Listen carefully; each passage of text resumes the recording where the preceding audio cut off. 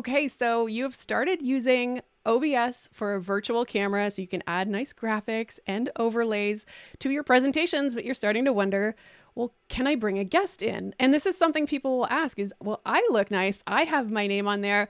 But then when maybe I'm interviewing someone on Zoom and they don't have any of the graphics. So how we get around this is we actually bring our guest into our streaming software. That way we can add the nice overlays. We can add lower thirds, names, all of that look really professional and consistent between you and your guest. And today we're going to talk about how you can do that with OBS. So it's all about adding guest OBS. And this is something I covered last week for Ecamm. So today we are focusing on how you do the exact same thing in OBS. You're going to use slightly different technology because OBS is open source, but it works really well with Skype. And you might be surprised at how straightforward this is to set up. Now, if you are brand new and you have never seen me before, my name is Kat and I help people to create more professional and engaging online presentations. So let's get to this. And I am really excited because I have a special guest, my friend and an amazing photographer, Ron Clifford. So I would like to welcome Ron to today's stream. Oh, you're a little out of focus all of a sudden. What just happened? Oh, now you're good. Yeah, you're good. Hi, Ron. So, and can everyone hear Ron okay? If you are watching, I see there are a few people joining us today. So thanks to everyone here live today. But Ron, I would love if you can share a little bit about yourself or introduce yourself. Well, as you've heard, my name is Ron Clifford, and I'm a photographer. I get to do some pretty incredible things. Not only do I run a successful studio here in Newmarket, Ontario, Canada, but I get to travel quite literally to the ends of the earth, to Antarctica and to the Arctic. Not during COVID, of course, but I do have a trip planned for January where I'm going to get to go back to my favorite place in the whole wide world, Antarctica. That's amazing. And I love your photographs of the penguins and all these. It's amazing. And so everyone, don't take my word for it. Go to the link in the description and check out Ron's website. Seriously, just incredible, stunning photography, both wilderness, outside animals, but also portrait photography. So we're very excited to have you on the show today.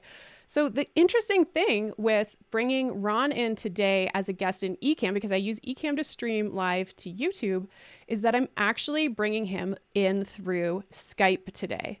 So last week I showed how you could bring guests in using Ecamm's interview feature, which is as easy as joining a link. But in this case, because we're going to use Skype for OBS, I decided to sort of double up. So Ron is calling in from Skype right now, and I have added the Skype camera overlay, which comes in like a camera source because of NDI. And so I can actually set this up in Ecamm as well. So we are going to see a very similar thing when I head over to OBS. We're going to add Ron in using NDI for Skype. So that is one of the two simple steps to get this done.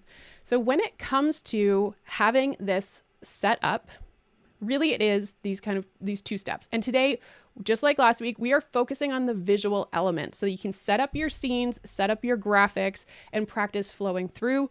But as I mentioned before, you will likely need an audio routing software. When I say likely, yes, you will need to route your audio from OBS into your Zoom call if you are bringing your guests into Zoom. Now, if you're using OBS just to stream directly, their audio will come in when you add them through Skype. So let's start with step one. Step one is that you need to first make sure that you have the NDI plugin for OBS. And this is free. This is all open source. So what you want to make sure if you don't have this yet is to go to the website that has all of the plugin releases. And when you go to this site, so this is what the top of the site looks like. And you will go down, you'll see the most recent one available, and you will pick which one to download based on your system. So that is the first thing that you're going to do. Once you've installed that, and it may require you to restart OBS after you've installed the plugin, but once you have, you should see NDI as an option in your sources. The second step is that you need to now enable NDI on Skype. So if you don't have Skype on your computer, you can download Skype. I know a lot of us are so used to Zoom, we kind of forgot about Skype. But what you want is to go into your settings, you're going to tap on calling, and then under calling, there's actually an advanced area. So calling, advanced, and you will see allow NDI usage, and just toggle that. Really simple. It's already set up. You don't have to add any plugins. Skype knows that it gets used for NDI. And so that is the second thing that you want to do. So let's hop over. We're going to go into our actual tutorial and bring in Ron into OBS. But I did want to know, if you're here watching, let me know if you've actually done this before. Have you brought in a guest into OBS using Skype? Or maybe you've used Skype for Ecamm, for those of us who are Ecamm users. Okay, so let's go over to my monitor here. I've got OBS. So I am coming through here. There might be a slight delay. And right now I just have a main scene. So we are going to set up a guest scene. We're going to actually set up a couple. Like we just saw when I introduced Ron, I had us side by side, but you can also have an individual with just your guest, so that you can kind of flip between those scenes and make it look seamless and consistent. So I have this main scene here, and I'm going to leave this, and I will just duplicate the main scene so that I have, we'll call this interview. I want to just make sure my camera is already zoomed in. I don't want to do that all over again. So I've got this interview scene, but I am going to start to kind of move myself over a little bit and start to crop myself in before I bring in a guest. Now I'm kind of eyeballing here in the middle, and I do have an overlay that I will add that will help me dissect where to actually place both cameras. So now I go into sources, and because I have the NDI plugin, I see NDI source. So it is showing up in OBS. If this doesn't show up, you just want to refresh and make sure that you have connected your plugin. When I do this, I'm going to call this, well, maybe I'll call this guest 1. You can name it whatever you want. And now when I choose NDI source, I'm going to see my guest as an option, and I click OK. Now we see Ron has appeared on the screen. Now he's covering my camera. So I am going to take this, move him over to the side, and then I will crop. And remember, for cropping in OBS, you hold down Option or Alt, depending on your computer, and just drag over. Now my head is way bigger than Ron's right now, so I'm actually going to grab this corner and pinch it a little and try and get this a little bit more reasonable. So that's how easy this is. Now let's add an overlay to give it some nice effect. So I actually have, this is my Brights overlay pack, which I just updated these on the weekend. I had a few requests about the circle graphic that goes over my circular picture-in-picture. So I've added that, as well as some empty countdown timers. But let's look at the interview. So one guest, I'm just gonna drag this up here. And now we see that I actually eyeballed it pretty well. So we've got the overlay, we've got the two of us side by side, and then we would just go and add in your text. And so when you're adding in text, you go here, say text, let's say Ron, okay. Now here, we'll just leave Helvetica as the font, and we could say Ron, and we don't want this to be white. So I'm just going to select, let's just do black for now. I might be a little bit more specific, have all the colors matching, but for the moment, let's just do this and say, okay, it's really big. We'll just kind of drag that in and put that over here. So you can kind of eyeball it a little bit and when it is where you want it. So let's lock some of these. And then we are going to do the same thing. And we're going to add in mine, but you get the idea. We're just adding some text and typing our names, but it's a lot easier than most people. It was easier than I thought. That's my honest truth is I kind of thought I'm going to teach about Ecamm, but I actually don't know. I don't know how to do it with OBS, and it was actually so much better than I thought. Okay, so this is rough. I would play around with this. I'd probably pick different fonts, do all that stuff. But now let's add another scene where it's just our guest. And we are going to say here, we'll say guest only. If you have multiple guests, you can either assign the guests placeholders, or you could put in the guests' names. So here we are going to go NDI source. We already have guest 1. We click OK. Then we have Ron. And if we go back here, let's just pick I think I've got border only. So we could do border only, or we could do border with a title bar. So let's do that. So now we've got here, and we can just repeat the same thing with the text.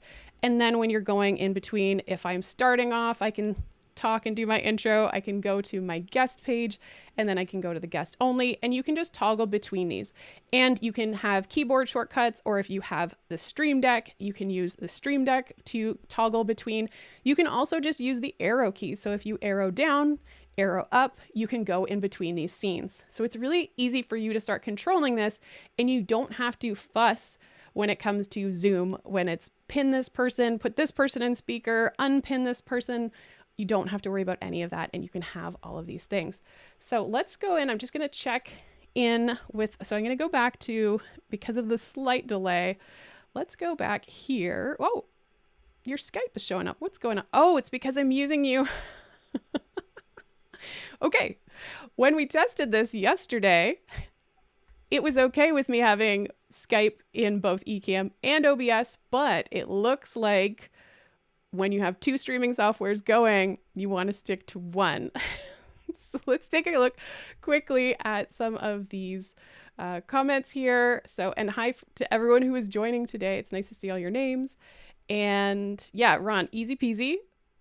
You could have also said that out loud. And yeah, so Jeff, you had never done this before. And getting ready, let's take a look here. Oh, I need to change this from purple. This is not a good color. Getting ready to use Skype for OBS for an interview. Perfect timing. That is great. But do remember, when it comes to audio, depending on where it's going, you want to make sure the audio. So let's actually go back to OBS. I just realized I didn't finish that question. So here is Ron's volume. So Ron, if you want to say something.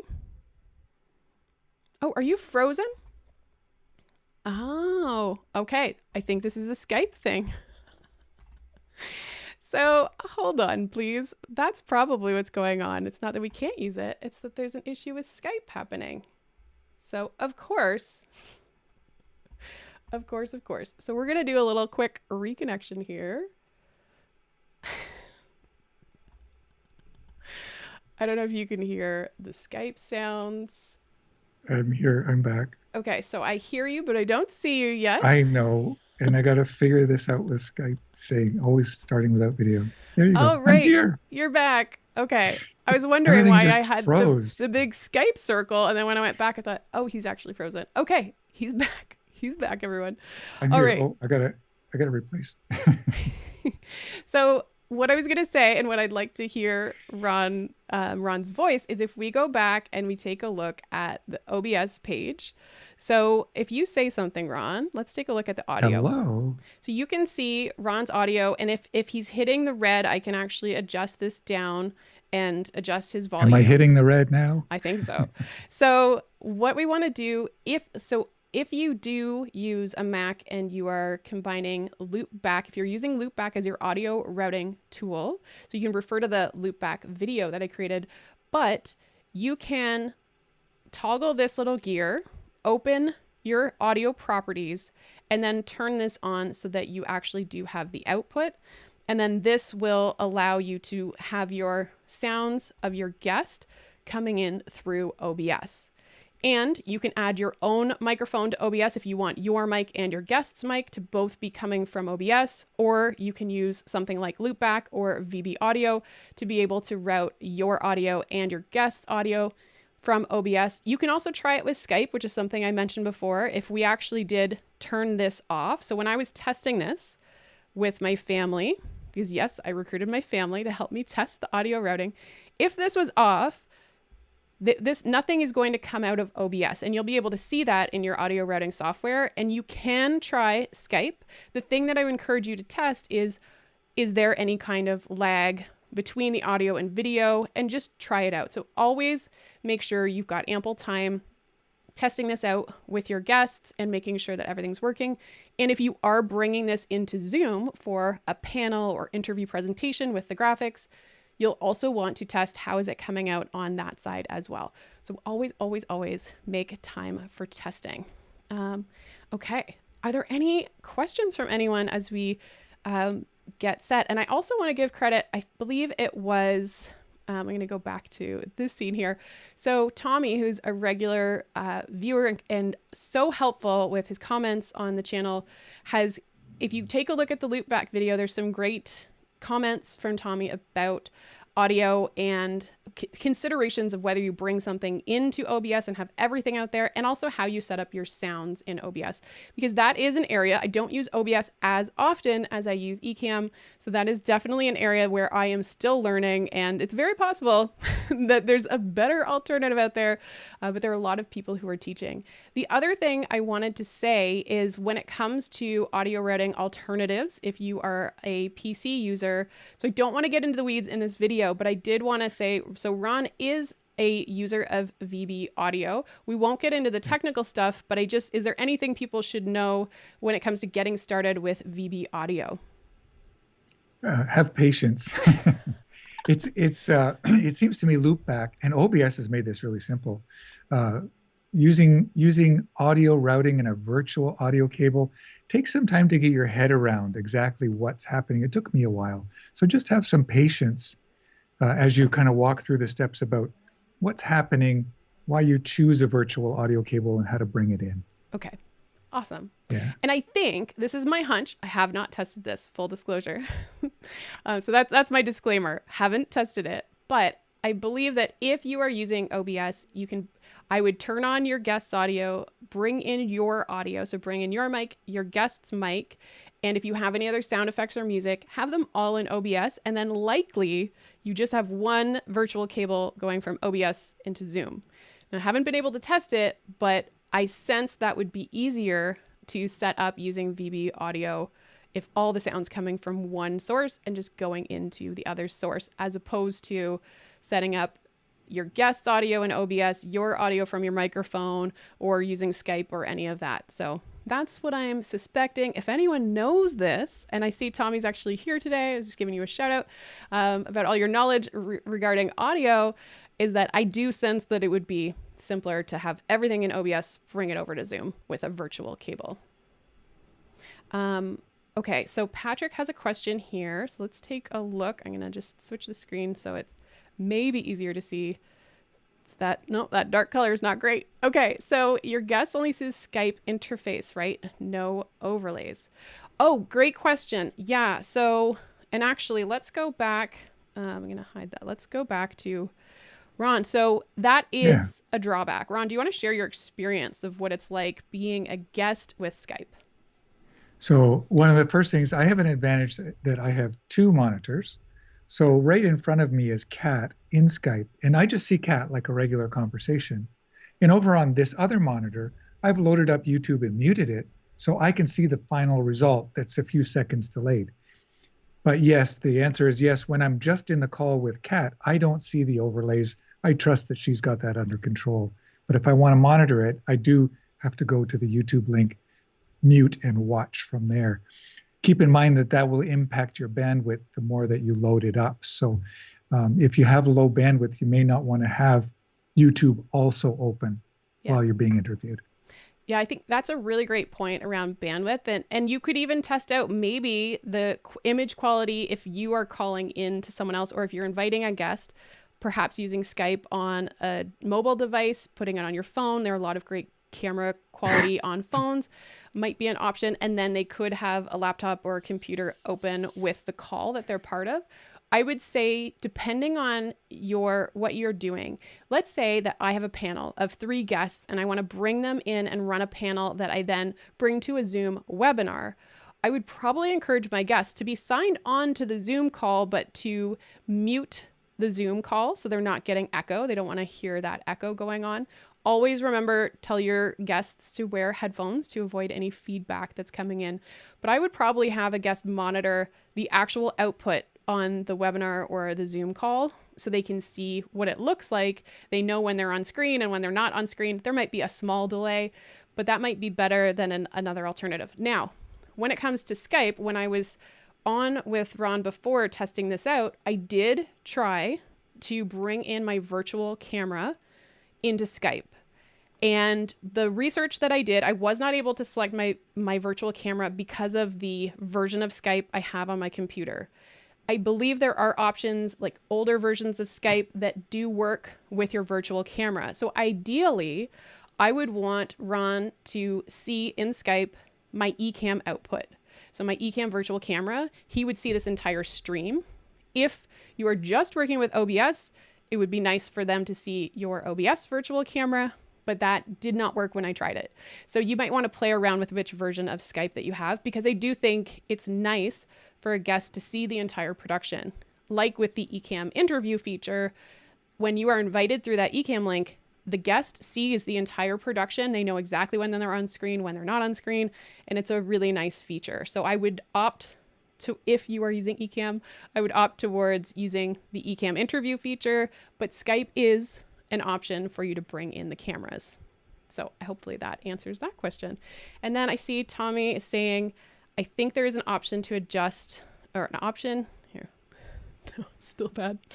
I don't know why I think it'll change. Isn't that the definition of insanity? Doing something over and over, expecting a different result? Yeah, I think so. So yeah, I think there's an option in OBS to adjust something so that voice and video are in sync if there is a delay.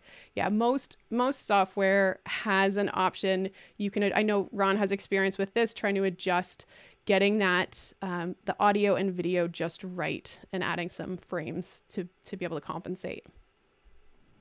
Yeah, in that same settings cog beside the audio for the source, there is a delay setting. You just have to understand how milliseconds work.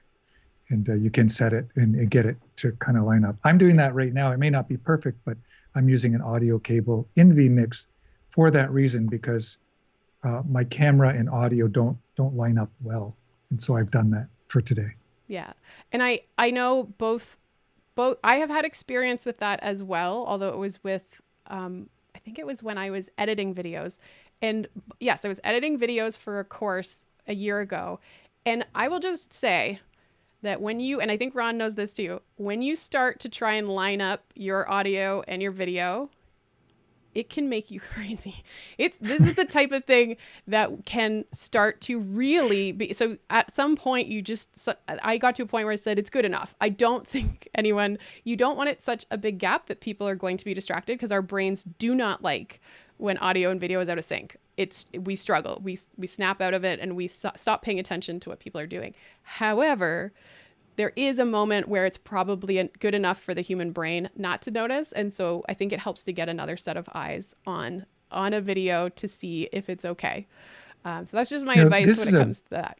This is a bit of squirrel, but I found a way when doing recordings to get it perfect quite easily. What's that? It would be a great video for you, Kat.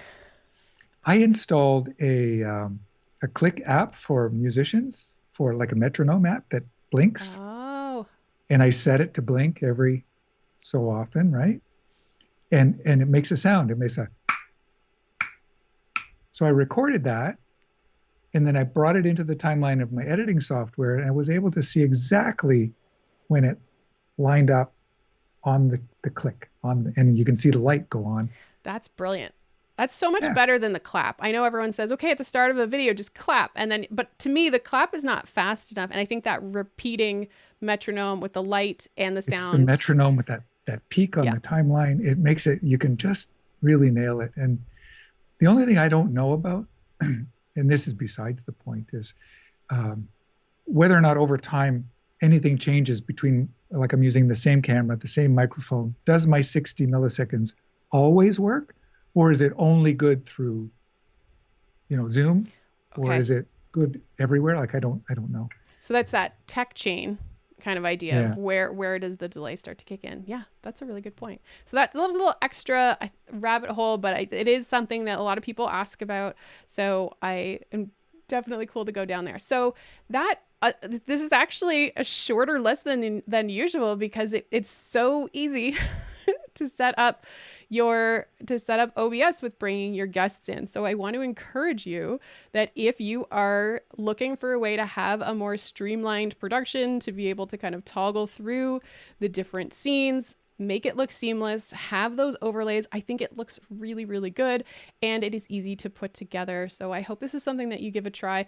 And if you're trying this for the first time and it goes well, or if it doesn't, either way, let me know. Go back, head into the comments, and I would love to hear about your experience, and you can start to take your presentations to the next level. Thanks so much, Ron, for joining today, and for everyone who joined me live. I will see you soon.